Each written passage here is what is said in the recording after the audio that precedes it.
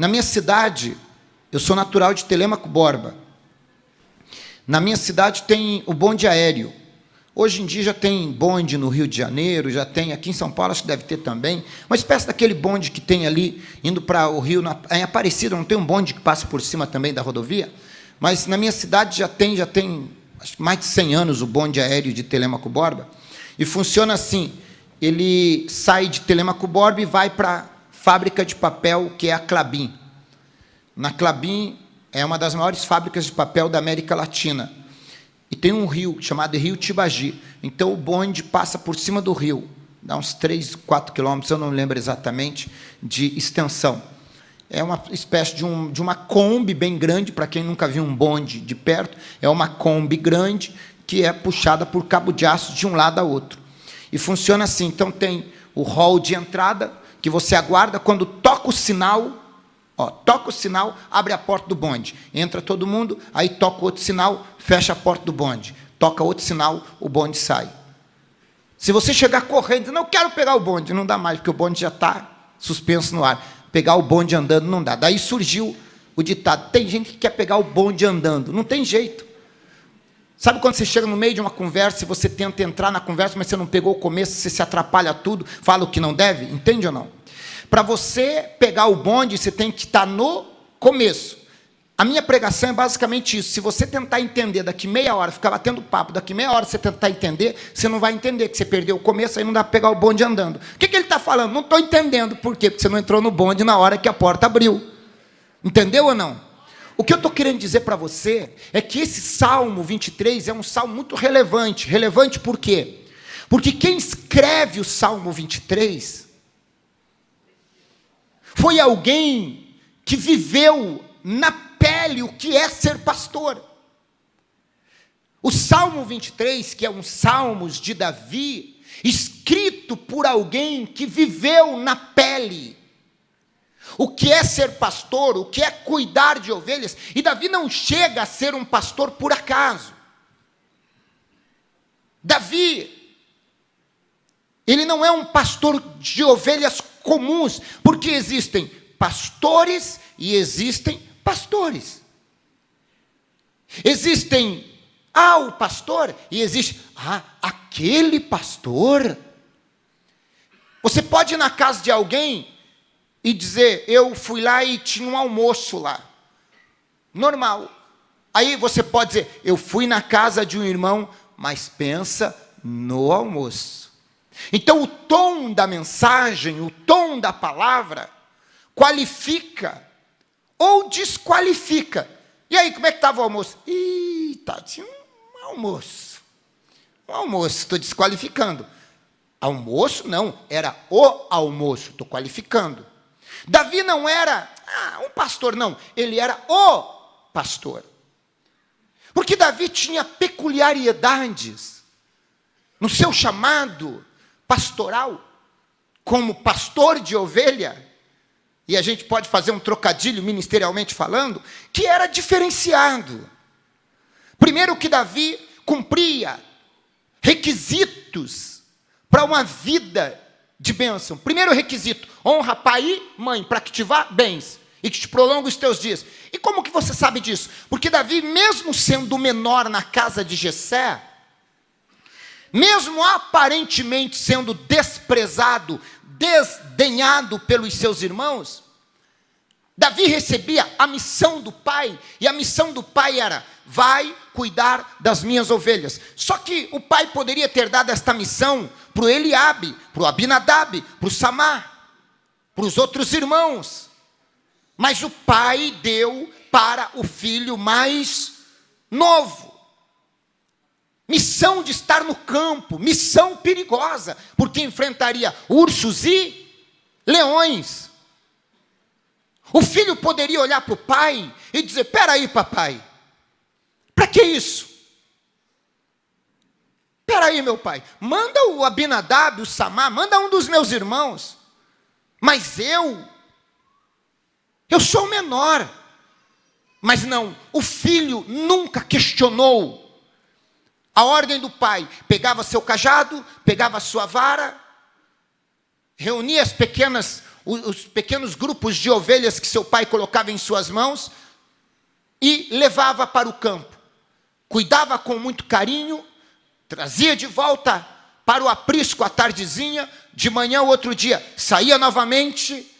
Alguém começava, porque seu pai acho que não gosta de você, porque você que tem que fazer esse serviço de cuidar de ovelhas, enquanto os outros, alguns deles estão até em casa descansando. Davi não questionava, Davi saía. Quando o diabo queria encher a cabeça de Davi de minhocas, Davi preenchia com coisas que produziam algum tipo de futuro na vida dele. Davi talvez algum dia chegava mais cedo, pegava sua harpa, dedilhava sua harpa. Quando Davi saía procurar o ambiente aonde ele ia levar suas ovelhas, ele sabia que o ambiente era um ambiente tranquilo. Então talvez até Davi levasse a sua harpa ali para o meio do campo. Chegava lá, colocava as ovelhas alimentadas em seu devido lugar, dava água para as suas ovelhas, sentava em um tronco, pegava a sua harpa e começava a dedilhar. Por quê? Porque cantar faz com que a sua mente, ou louvar no bom sentido, tanto o instrumento quanto mentalmente falando, faz com que os pensamentos negativos não ocupem espaço na sua cabeça. Quem está entendendo, diga amém.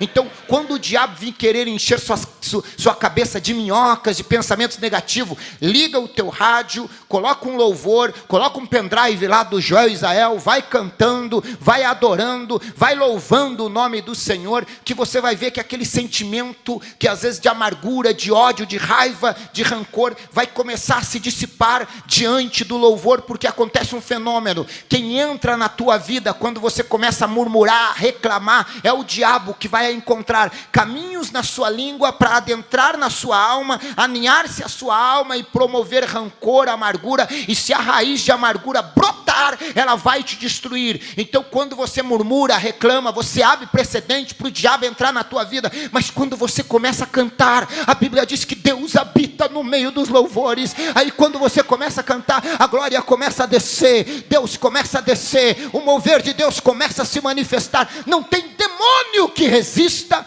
um louvor e uma adoração. Então vai Davi com a sua harpa. Só que você não consegue ficar o dia inteiro tocando ali, cansa. Então ele pegava uma funda, ia treinar tira ao alvo. Já viu estilingue? Quem já viu estilingue? É a mesma coisa. Hoje em dia existem já alguns esportes que voltaram, que inclui a funda, literalmente. Era uma espécie de uma corda com couro, colocava a pedra ali, girava e atirava. Davi falou, vou treinar um pouquinho. Levava a funda, levava a vara, o cajado, um dia levava a harpa, outro dia levava a funda, colocava as ovelhas para descansar. Enquanto as ovelhas estavam descansando, para a mente não ficar ociosa, colocava um alvo lá em cima de um tronco e fazia isso aqui, pegava a funda, colocava a pedrinha e girava e atirava. Errava. De novo, tentando.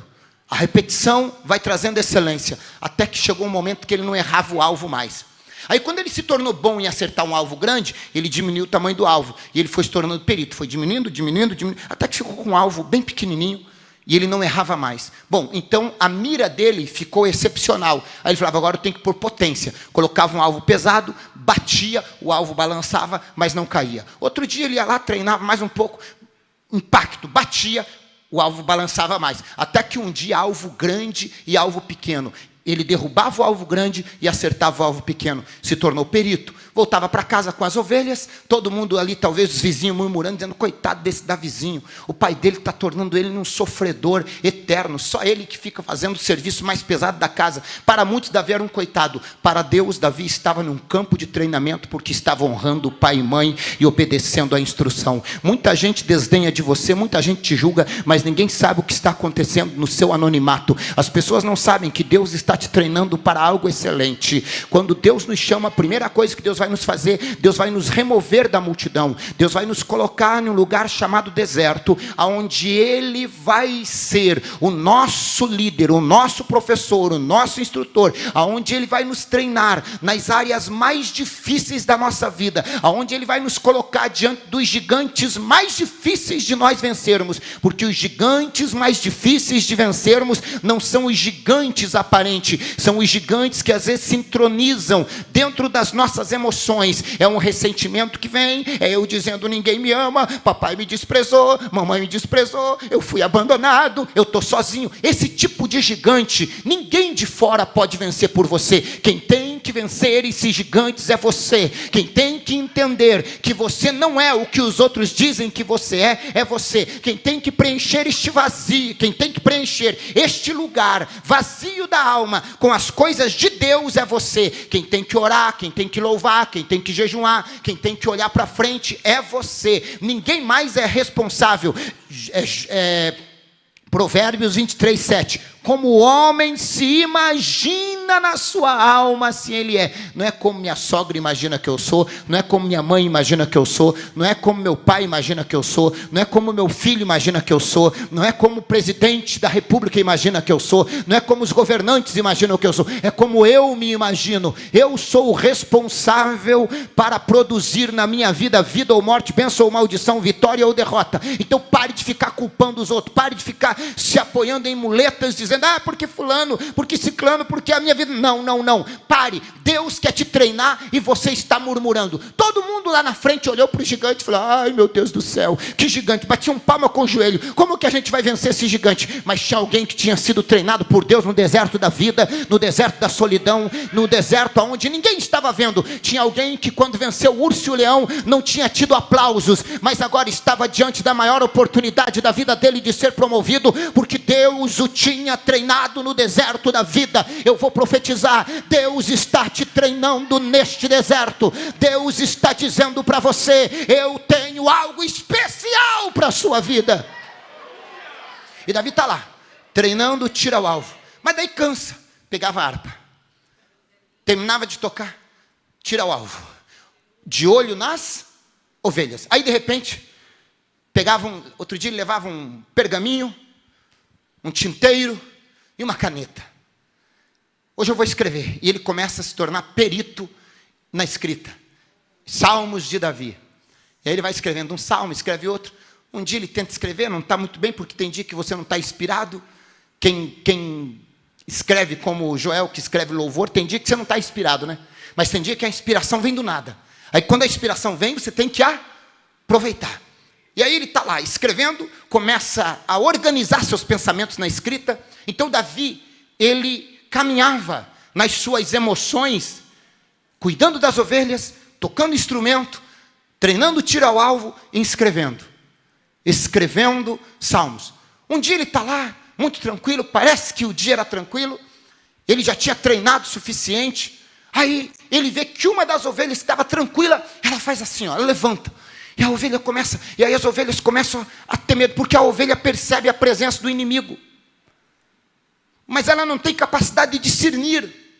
E é aí que o pastor, porque a ovelha cria inquietação quando o inimigo está por ali. Aí é que entra a habilidade do pastor, de poder atentar para o problema, atender a ovelha. E o Davi olha e vê,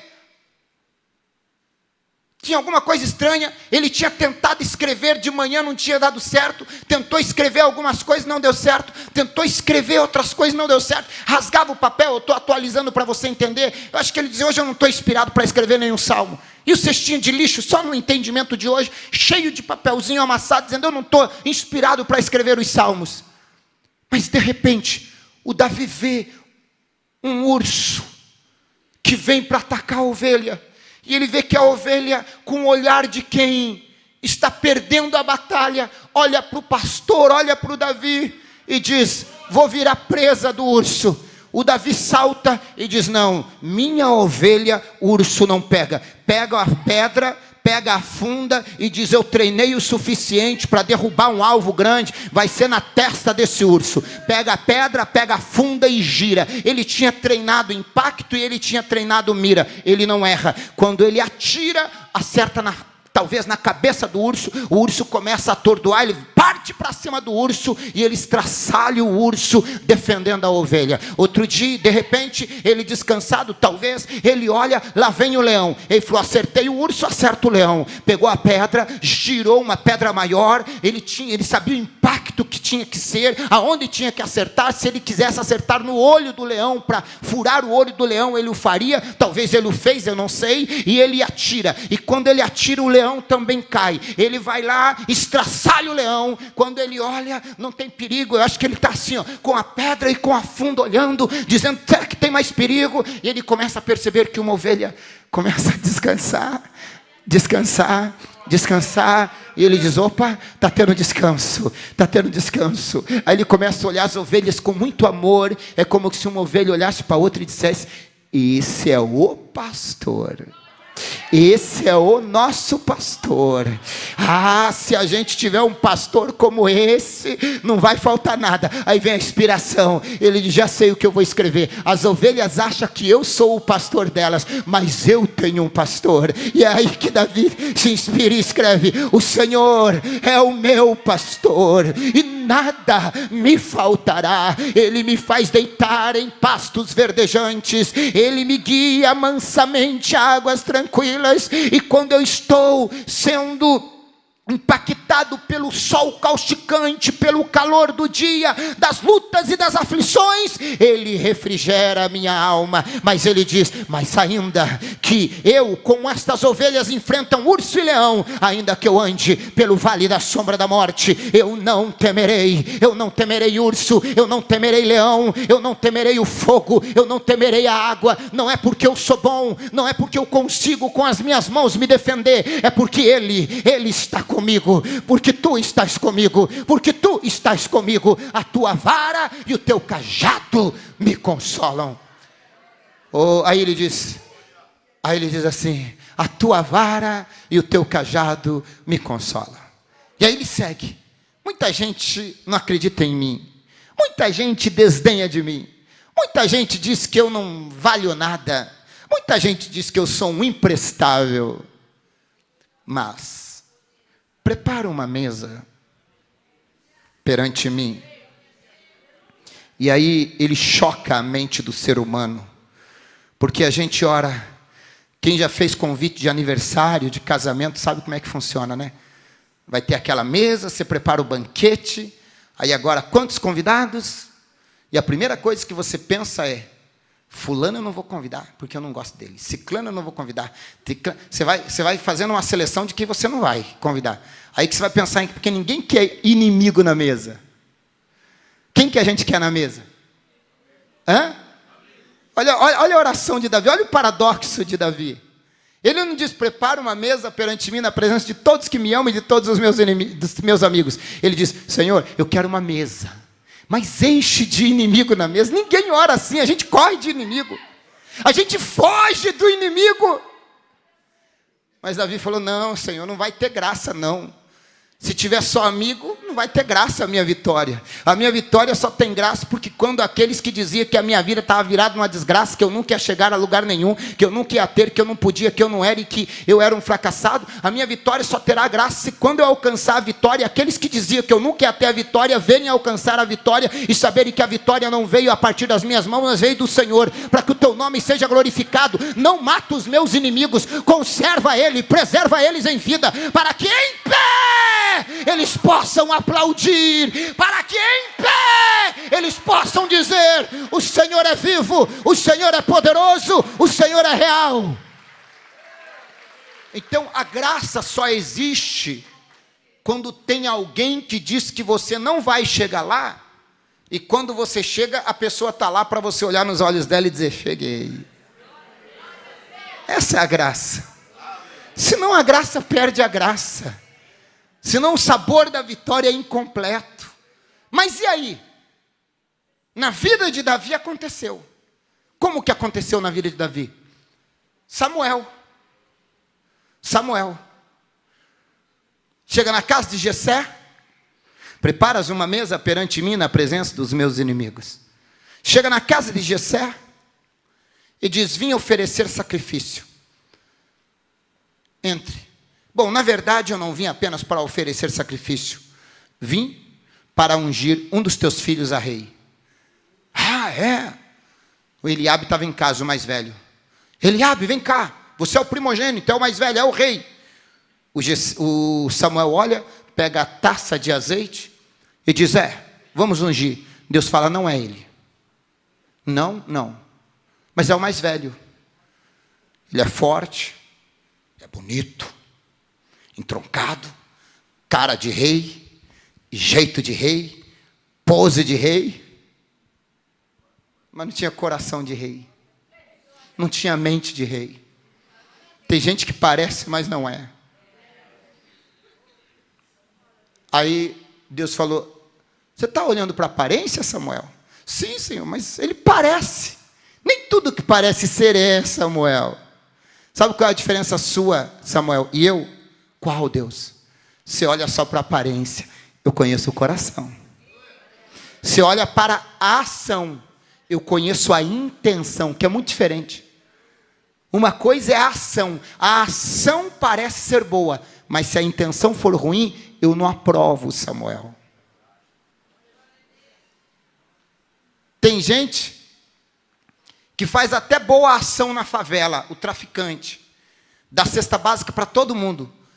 Por quê? Só para angariar gente, para ele poder vender droga sem a polícia entrar ali e criar uma represália, porque tem muita gente. A ação da cesta básica é boa, mas a intenção que era para criar uma blindagem para o tráfico de droga é ruim. Então eu não aprovo. Então Deus não está olhando para a aparência. Deus está olhando para o coração. Aí o Samuel, é como se o Samuel perguntasse, então não é ele, Deus? Não, não é. Ô Eliabe, levanta aí, não é você. Vem o Abinadab, é esse Deus? Não. Samar, é este? Não. O quarto, quinto, sexto, sétimo. Acabaram-se os teus filhos, Jessé? Aí o Jessé diz assim, tem o menor. Nem tinham mandado chamar Davi ainda, porque Davi não entrava na lista daqueles que poderiam ser ungidos a rei a partir dos olhos do pai e dos irmãos. Porque senão, de imediato, o pai diria, calma, eu vou mandar chamar todos os filhos, e o Davi está no campo, vou mandar chamar ele também, para você fazer a oração e ver quem Deus revela que é. Mas não, Davi foi esquecido, aparentemente, ele não estava sendo lembrado como alguém que poderia ser rei para o pai, para os irmãos. Jamais Davi poderia ser rei. Acabaram-se os mancebos. Tem o menor. Olha como é a expressão. Está onde? Está lá no campo trabalhando. Manda chamar. Não nos assentaremos à mesa até que ele chegue.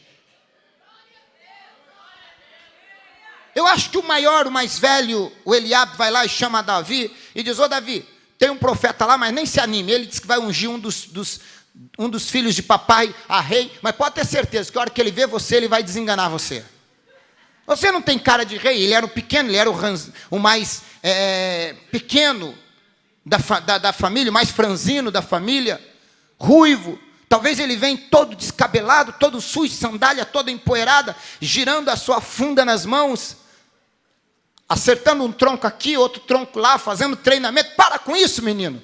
Coisa de criança, o irmão mais velho dizia. Logo ele pegava o seu cajado, a sua vara, e vinha cantarolando pelo caminho. Não havia presunção ou pretensão de grandeza naquele momento no coração de Davi, de tripudiar sobre os seus irmãos para ser rei. O que havia em Davi era um treinamento de alma que Deus tinha feito no deserto da vida, para que ele pudesse fazer bem feito aquilo que lhe foi incumbido fazer, que era cuidar das ovelhas, e ele fazia com maestria. E quando ele chega na porta, parece que veja os irmãos assim, um olhando para o outro, dizendo, o jeito do Davi, todo descabelado, todo sujo, olha o jeito dele. Aí um cutuca o outro, quero ver a cara do profeta, a hora que vê o maninho aí. Quando o Davizinho chega, coloca o pé na porta, o profeta olha, aquele ar de decepção e frustração aos olhos humanos. Aí ele pergunta, e é esse Deus? Deus diz, levanta. Toma o teu vaso de azeite e unge-o. Aonde? No meio dos seus irmãos. Aonde? No meio dos seus irmãos. Aonde? No meio dos seus irmãos. Porque eu tenho escolhido a rei. Eu o tenho escolhido para ser rei de Israel. E a Bíblia diz: e tomou Samuel o vaso de azeite e o ungiu no meio dos seus irmãos. E aí a Bíblia vai dizer: e daquele dia em diante acontece um outro fenômeno. O Espírito do Senhor se apoderou de Davi. Agora não era só Davi com suas habilidades humanas, agora era Davi com o Espírito do Senhor, agora era Davi com o Espírito de Deus. Tem gente que canta bonito, canta, mas cantar bonito não resolve o problema. Não adianta cantar bonito, tem que cantar bonito, mas tem que ter unção. Davi não só cantava bonito, mas era ungido. Quem canta bonito faz chacoalhar o esqueleto humano, quem canta bonito produz emoção humana, mas quem canta bonito e é ungido expulsa demônio. Foi expulsar o demônio de Saul. Chama Davi, o tocador de harpa, que não só tocava para alegrar a alma, mas expulsava demônio. Quando o demônio se apossava de Saul, quem tinha que ir lá expulsar tocando a sua harpa? Davi. Davi era bom no que fazia, mas Davi era ungido. Não adianta ser bom se não tiver unção. Não adianta ser bom se não tiver a graça. Não adianta ser bom se não tiver o poder e a aprovação de Deus. O que faz a diferença? A unção. O que faz a diferença? O que faz a diferença? A unção. E daquele dia em diante, o Espírito de Deus se apoderou de Davi. Davi volta para o campo trabalhar e espera o tempo certo. Primeiro ele vai conhecer o palácio. Deus vai treinando você. Deus vai escalando, cada dia um degrau a mais.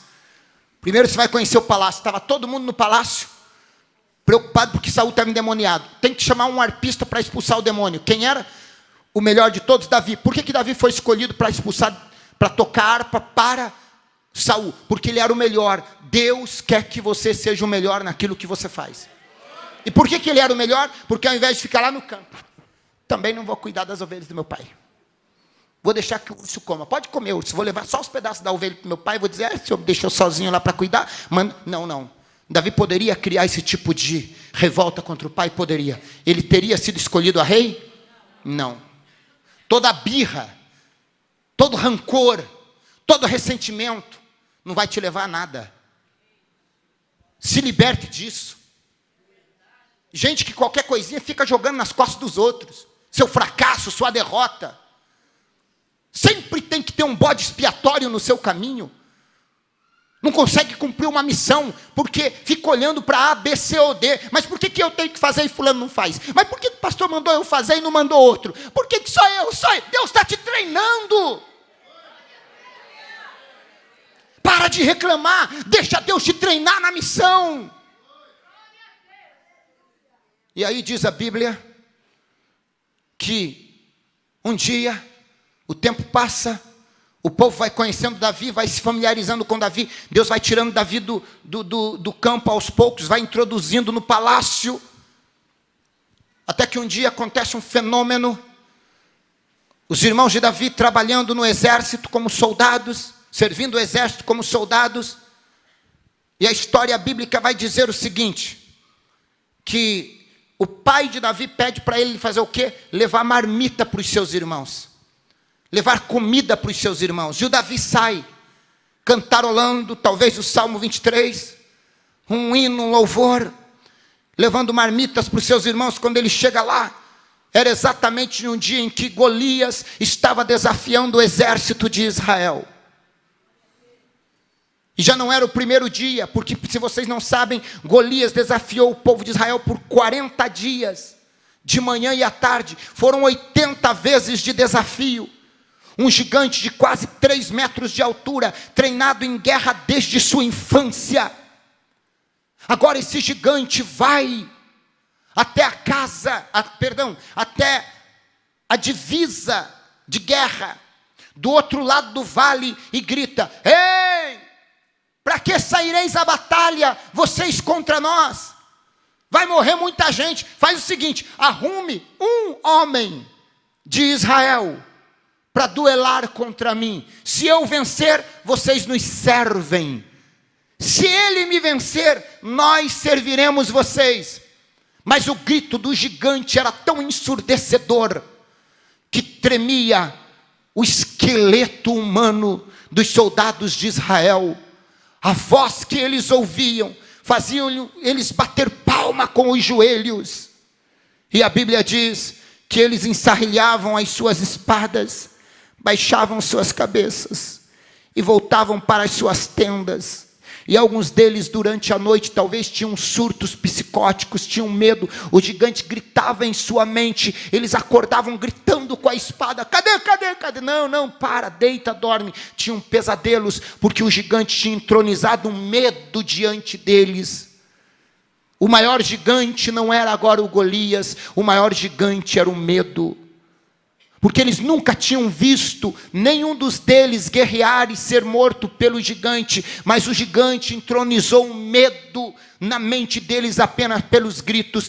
Todos os dias os gigantes gritam para tentar colocar você em um estágio de medo, para te paralisar. O gigante das enfermidades, o gigante das drogas, o gigante da crise, o gigante das guerras, o gigante do desemprego, o gigante em todos os lados, e você fica ouvindo a voz do gigante, você se paralisa no seu relacionamento conjugal, quando você vê na TV, fulano traiu fulano, ciclano traiu beltrano, você diz: ai meu Deus, será que meu marido não está me traindo? O gigante começa a gritar, aí você já começa a fazer uma ligaçãozinha: amor, você está onde? Ele diz: estou trabalhando, meu bem. E aí você se acalma, daqui a pouco o gigante grita de novo, é a vizinha dizendo: meu marido me traiu, e você começa: ai meu Deus, olha o gigante gritando. É uma enfermidadezinha que alguém diz assim, lá na TV você está assistindo, e alguém diz assim: olha, a doença está se alastrando, e os sintomas da doença começam com espirro. Você já começa: meu Deus, eu comecei a espirrar ontem, será que eu não estou com essa Covid, será que eu não estou com essa doença? E aí começa o gigante gritar. É o desemprego na empresa.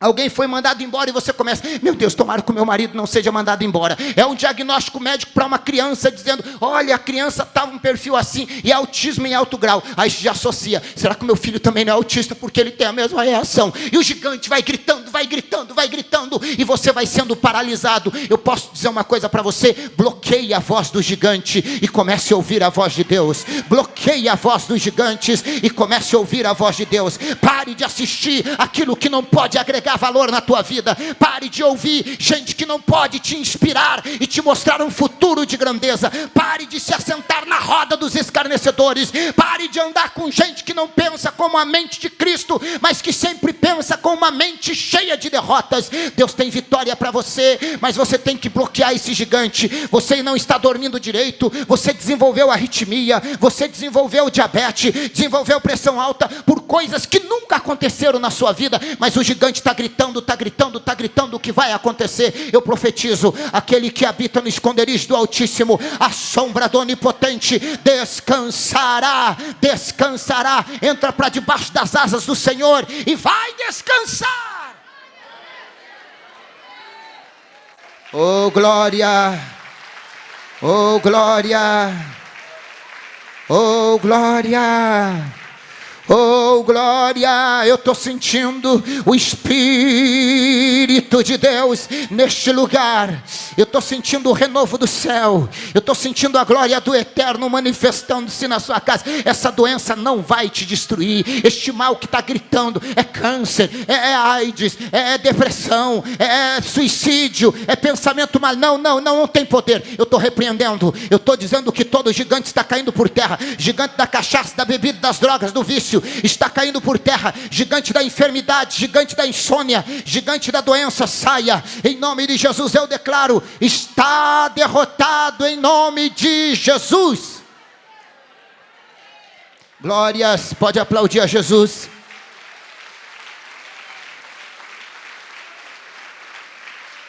Aleluia, aleluia, aleluia, aleluia, aleluia.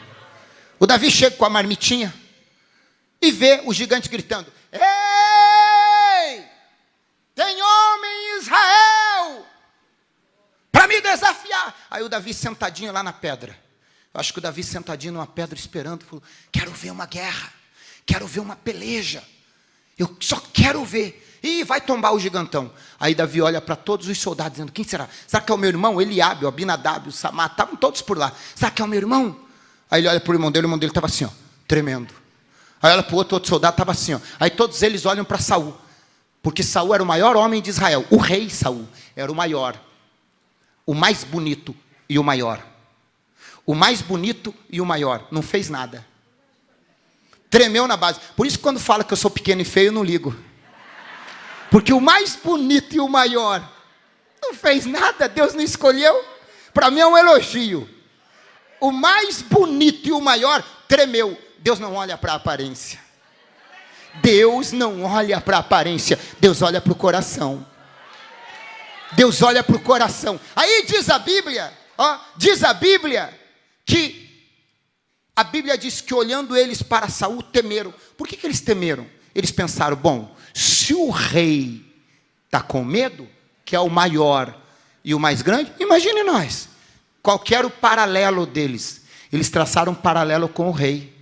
Eles olharam para o rei, e quando eles olharam para o rei estava abatido. E o abatimento do rei transpassou-se pela alma de todos os soldados. Se a liderança desmonta, os liderados tombam. Davi não tinha um líder chamado Saul. Davi tinha um líder chamado Rei dos Reis, Senhor dos Senhores, Príncipe da Paz, Pai da Eternidade, Deus forte, Conselheiro. Era Deus. Todos os soldados olhavam para Saul e olhavam para o tamanho do gigante. Eles comparavam. O gigante era maior que Saul. Eles falaram, não dá para nós não. Só que Davi se levantou e falou, peraí, como que ninguém vai vencer esse menino, esse gigante? Como que ninguém vai desafiar esse incircunciso que desafia o Deus de Israel? Davi está irado, entrega a marido para os seus irmãos, está voltando assim, irado. Ele encontra um pessoal conversando assim, e um dizendo, pelo jeito, ninguém vai querer desafiar esse gigante, nem com a proposta que o rei fez para quem venceu o gigante. Ele falou, proposta? Pode um civil lutar? Ei, conte para mim, pode qualquer um que quiser desafiar? Pode, se for aprovado pelo crivo do rei, pode. E o rei ainda falou que quem matar o gigante vai casar com a filha dele, não vai precisar pagar imposto, e a família vai ser isenta também de imposto. Aí o Davi falou, é sério isso? É sério. Aí Davi vibrou. Você vê que o medo do gigante, Davi não teve, mas a alegria de ouvir uma boa conversação, ele teve. O que valia mais para Davi? As ameaças do gigante ou a proposta do rei? A proposta do rei. As ameaças do gigante para Davi não influenciaram, mas a proposta de vencer o gigante é que influenciou. Você tem que parar de olhar para os perigos que o gigante está querendo lhe promover e olhar para a grandeza que Deus pode te dar se você vencer o gigante. Tire os olhos do gigante, olhe para a recompensa. Tem gente que só olha para o problema. Eu sempre que vejo um problema, eu sempre fico perguntando, a recompensa deve ser grande, porque o problema é grande, deixa eu ver o tamanho da recompensa. Vai valer a pena. Por trás de todo gigante tem uma vitória, tem uma recompensa. Então o Davi vai falar com o rei, e aí você conhece toda a história. O Davi vai falar com o rei simplesmente olha para ele, desdenha dele logo de início. É o menino, ele falou, não, mas eu vou contar a história para o senhor. Quantos soldados seu já matou urso? Nenhum, eu já matei. Tem que ter história. Você convence com a tua história, e tem que ser verdadeira. Quantos dos seus soldados já matou leão? Rapaz, que soldado que mata leão? Eu já matei. Sério, contou a história, me conte aí. Ele contou toda a história. Mas é mesmo? Então vai lá, pega a minha armadura. Pegou a roupa do rei, mas o rei grandão, ele pequeno, não ia dar certo. Irmãos, tem hora que você tem que lutar com o que você tem na mão, não adianta você querer copiar dos outros. A ferramenta Deus te deu, use o que você tem, para de invejar a vida dos outros. Melhore as suas condições, seja você. Não queira ser quem você não nasceu para ser. Não queira ser ave, se Deus fez você nascer para peixe. Tem gente que é um peixe, tira, às vezes, já viu o peixe quando ele vai dar uma respiradinha assim, aí ele vê a águia. Aí ele entra lá embaixo, acho que lá em cima é melhor. Aí ele sai para fora, aí vou tentar voar. Aí fica batendo ali as barbatanas, sei lá, morre. Não dá. Imagine a ave. Eu quero ser um peixe. Morreu. Então, seja quem você é. Quem entendeu, diga amém. Reforce a identidade que Deus te deu. Aí diz a Bíblia que o Davi falou, não, isso aqui não dá para mim não. Eu vou com as minhas ferramentas. Mas o que você vai? Eu vou pegar umas pedrinhas ali no riacho, umas pedras, e vou usar as pedras. Mas com pedra, aí ele pega talvez uma pedra, porque para convencer Saul não foi assim do nada. Talvez ele pega uma pedra e coloca ali, fala, quer ver, rei? Está vendo aquela? A Bíblia diz que existiam servos de Davi, depois quando ele se tornou rei, que atiravam pedras com funda, que eram capazes de, a longa distância, acertar um fio de cabelo de uma pessoa. Está na Bíblia. Um fio de cabelo. Eram exímios atiradores. E Davi começa a atirar diante de Saul. Saul vai assim, rapaz, isto é bom mesmo, hein? Vai, pode ir. E como é que o Davi vai? Com 5 pedras, uma funda, um cajado de pastor na mão, girando as pedrinhas, e eu acho que cantando o Salmo 23. O Senhor é o meu pastor, e nada me faltará. O gigante grita, ei, tem homem aí para me desafiar? Davi levanta a mão. Traga a lupa, o gigante grita. Traga a lupa para eu conseguir enxergar. É tão minúsculo que eu não consigo ver. É um menino. Saul! Você não tem vergonha na cara não, Saul? Mandar um moleque? Você não tem senso, não? De colocar teu exército a perder, mandando um moleque? Isso é uma brincadeira, é uma armadilha? Está preparando alguma coisa extra para me atacar por outro lado, atacar o nosso exército? É alguma traição que você está tentando promover? Porque não faz sentido, Saul, me mandar um moleque para me desafiar. Aí o Davi na sua mente estava nem aí. O gigante desdém, porque o Davi já tinha vivido desprezo dentro de casa. Gente desprezou. Ele já tinha lidado com desprezo dentro da casa. Quem já venceu os desprezos dentro da casa, desprezo de fora não significa nada. Não significa mais nada. Para ele, isso aí ele já avançou faz horas. Aí o Golias diz assim, ô escudeiro, porque tinha um escudeiro, né, que ia na frente. Sai da minha frente, escudeiro, não dá para vencer esse menino com você na minha frente, que você até me atrapalha de ver o menino. Sai. Eu acho que tinha aqueles capacete com a viseira, sabe capacete com a viseira? Eu acho que o gigante fez assim, ó, levantou a viseira para cima, colocou aqui em cima e falou, para mim te enxergar tem que levantar até a viseira, tu é tão pequeno. Aí Davi falou, é ali o alvo. Era isso que eu esperava. Era ali o alvo, eu precisava de um lugar para acertar. É bem ali. Irmãos, sempre que alguém te despreza, essa pessoa vai baixar a guarda em alguma área da vida dela.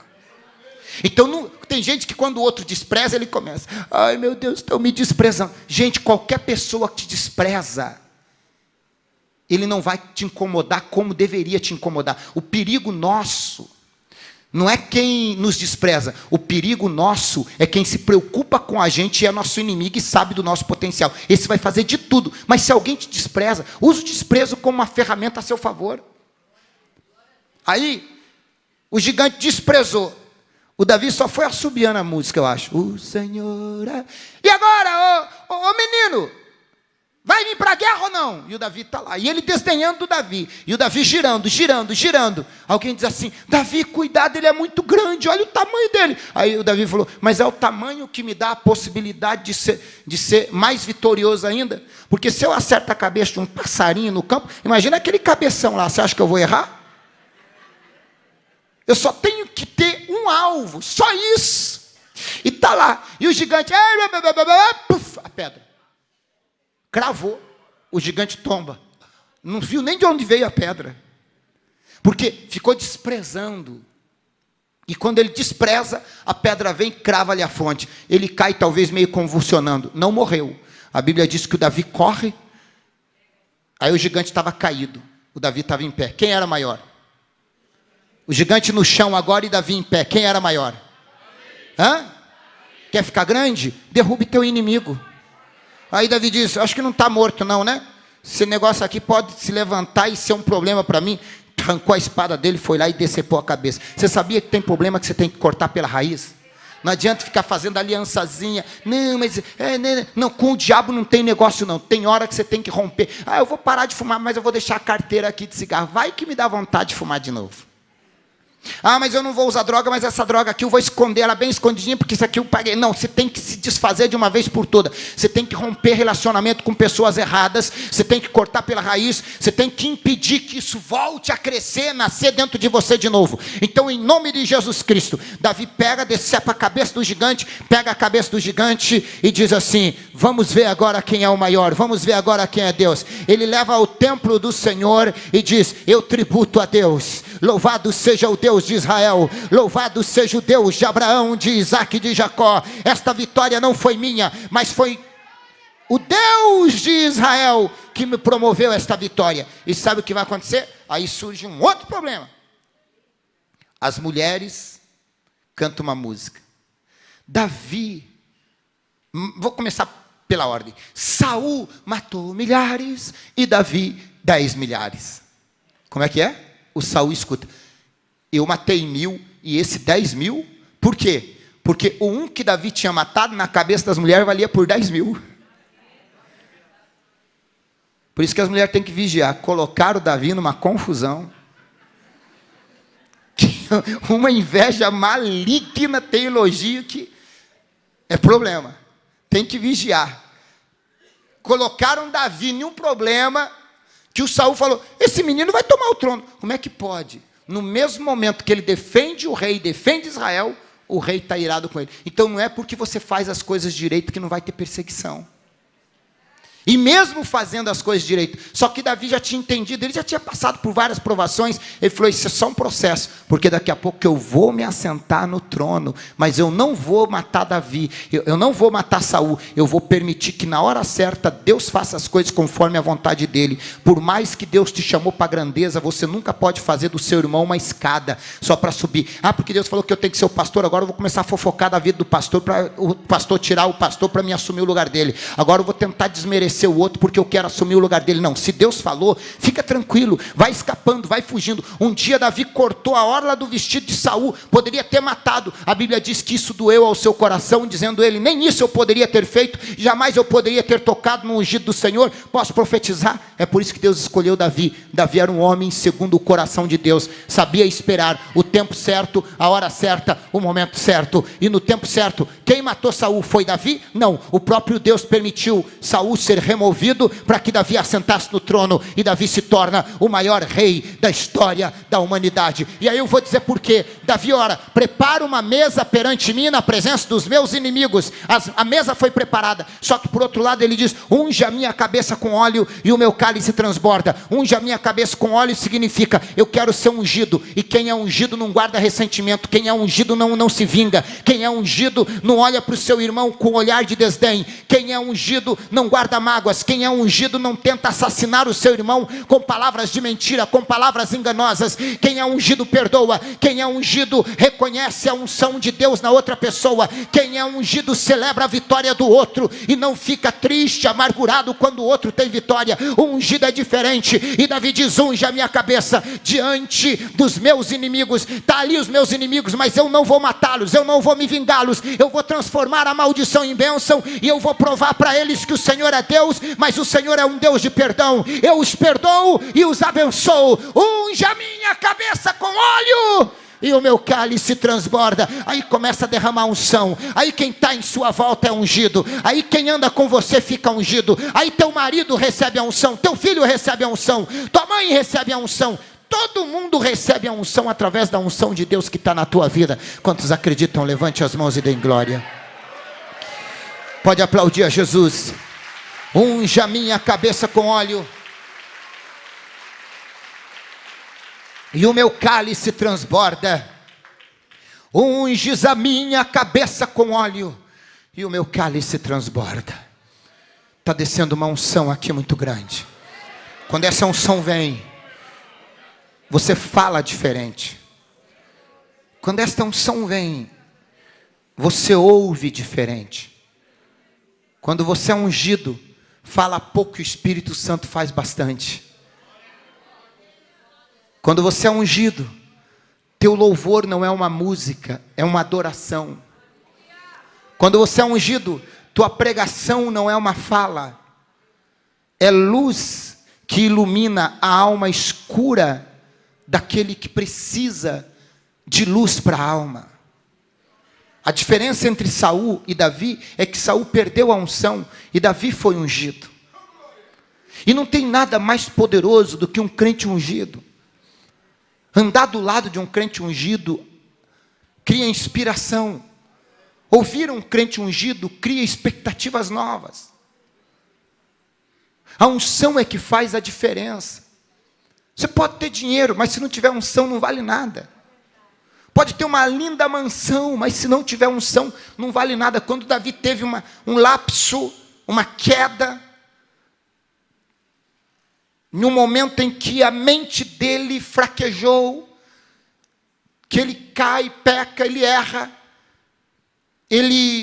Davi, então após o seu pecado, ele é sentenciado por Deus, a dor atinge a alma, ele vai para a caverna, escreve o Salmo 51, dizendo: compadece de mim, ó Deus, tem misericórdia de mim, compadece de mim, porque em pecado eu fui gerado, e em pecado me concebeu a minha mãe. E ele vai continuar orando, dizendo: Senhor, eu errei contra ti, eu pequei, não culpe o povo, eu pequei, eu errei, mas eu peço tua misericórdia. O Senhor pode tirar o reino de mim, pode tirar a saúde, pode tirar tudo, pode tirar o que o Senhor quiser, mas por favor, Senhor, não retires de mim a alegria do teu Espírito Santo.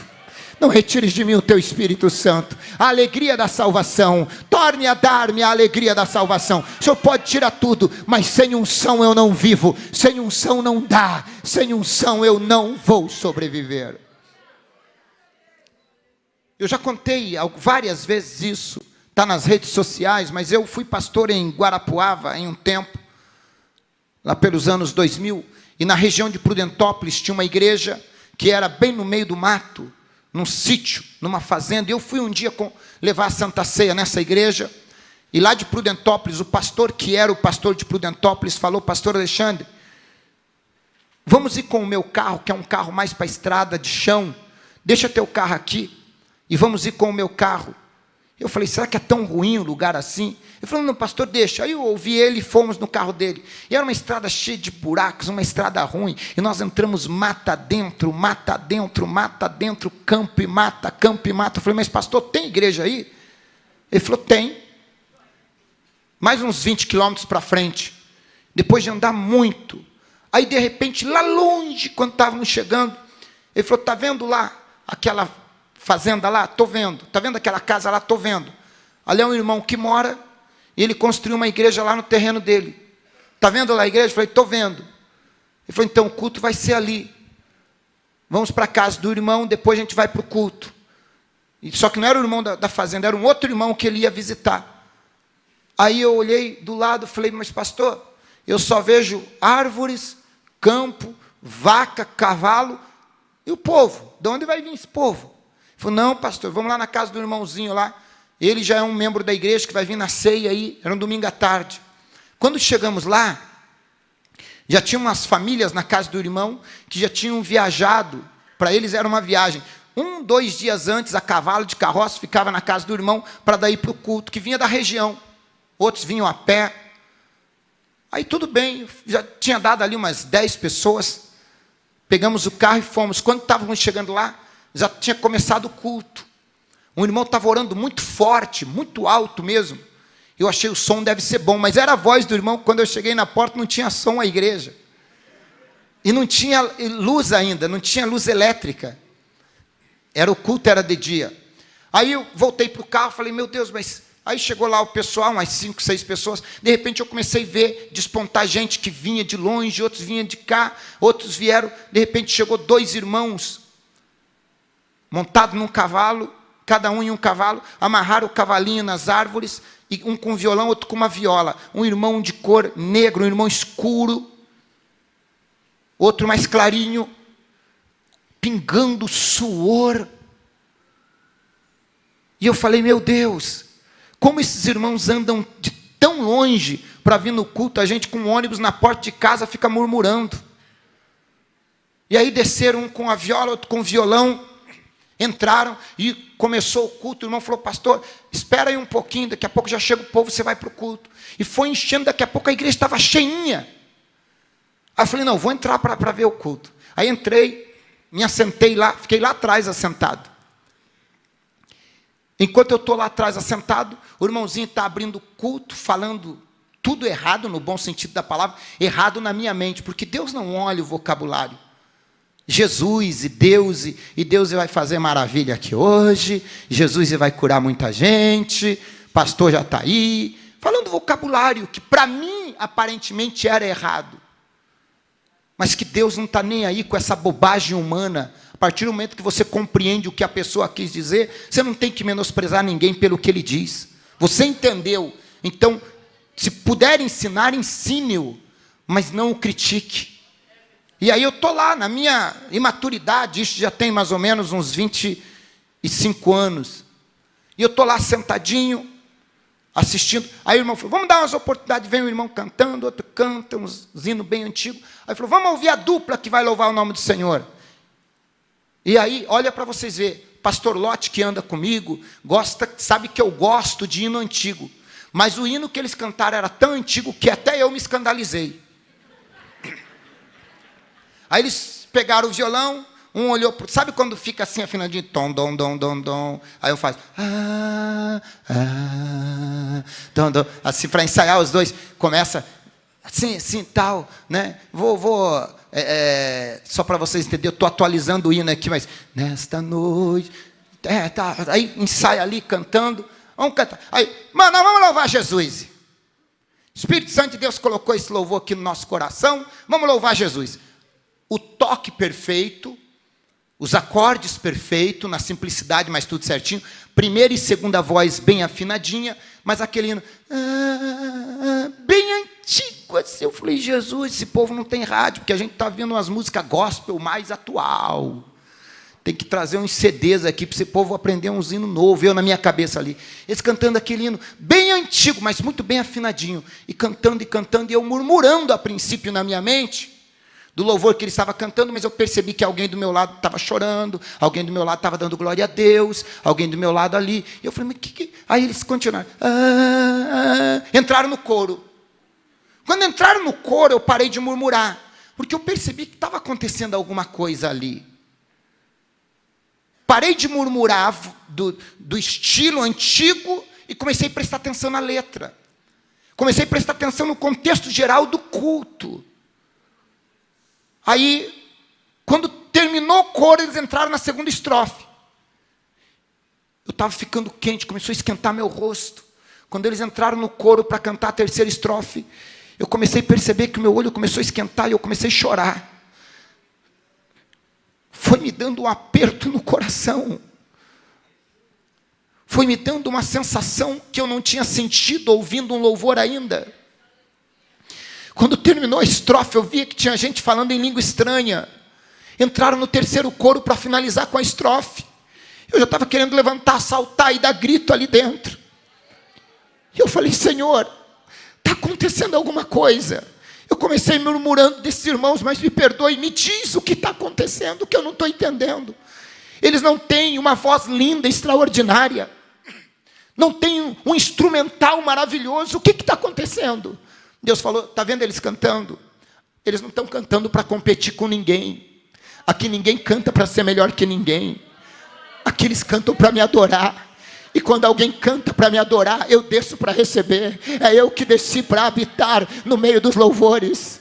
O que eles têm, que muitos não têm, é unção. Eles podem não ter o melhor instrumento, podem não ter a melhor voz do mundo, mas eles têm unção. E quando alguém canta com unção, eu desço para adorar. É eu que desci para habitar neste lugar. Daquele dia em diante eu nunca mais murmurei de ninguém. Não importa se a pessoa canta com unção, Deus vai dando qualificações. Escute o que eu vou dizer: o que importa na sua vida é a unção de Deus na sua vida. Vai fazer, faça o melhor que puder dentro das suas condições, mas faça com unção. Deus vai honrar a unção. A unção na sua vida é que faz a diferença. Tem gente que canta lindo, bonito, mas não há milagre, não há sinais. Outro começa a cantar, paralítico começa a levantar, até surdo começa a ouvir. Por quê? Por causa da unção. Tem gente que prega a Bíblia do começo ao fim, mas não tem um sinal. Nenhum doente é curado, nenhum enfermo é curado, nenhum pecador é transformado. A eloquência é extraordinária, mas faltou a essência, a cruz de Cristo, o evangelho de Cristo, a palavra de Cristo que diz: ide por todo mundo, pregue o meu evangelho a toda criatura. Quem crer e for batizado será salvo, quem não crer será condenado. E estes sinais seguirão os que crerem em meu nome: expulsarão os demônios,